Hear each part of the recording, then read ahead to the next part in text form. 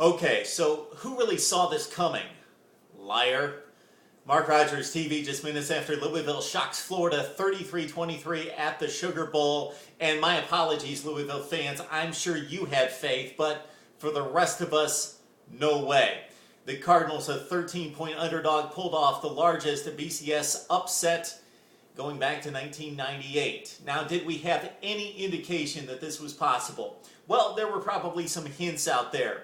First of all, of course, the one-dimensional Florida offense. Strong rushing the football, but 114th passing offense in the country. Jeff Driskel, a very limited quarterback, really more effective running the football than throwing it. Usually a 55% passer that just protects the football and is a game manager, and he wasn't able to do that on this night.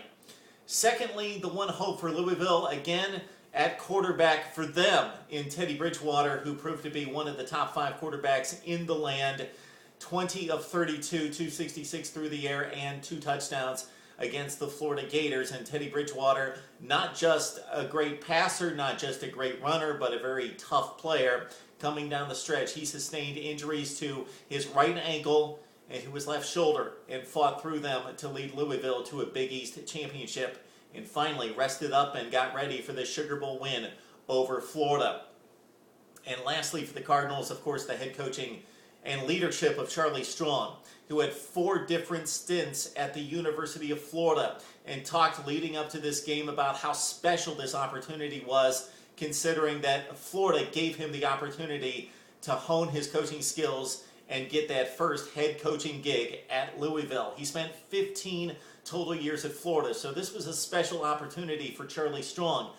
And he recruited many of the great players on the current Florida defense, but he didn't let that get into the way of his determination, his motivation for his team, and his game planning, especially on defense.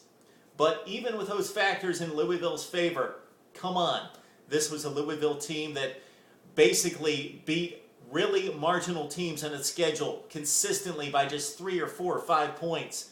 That came in with the 100th ranked rushing offense in the country against a Florida defense that many were considering maybe the best in the country, and certainly in that front 7. Consider that Florida, sure, they looked marginal at times in defeating some marginal teams, but when they played the really good teams this season, nobody played better than Florida. The Gators, the only team in the country to defeat 4 top 10 teams, and they did it very impressively. LSU, Texas A&M, South Carolina, and especially if you saw their total effort both on offense and defense against Florida State at Tallahassee, Florida at times looked like the best football team in the country. Louisville and Florida would love to hear what you have to say about the SEC going down to the Big East tonight.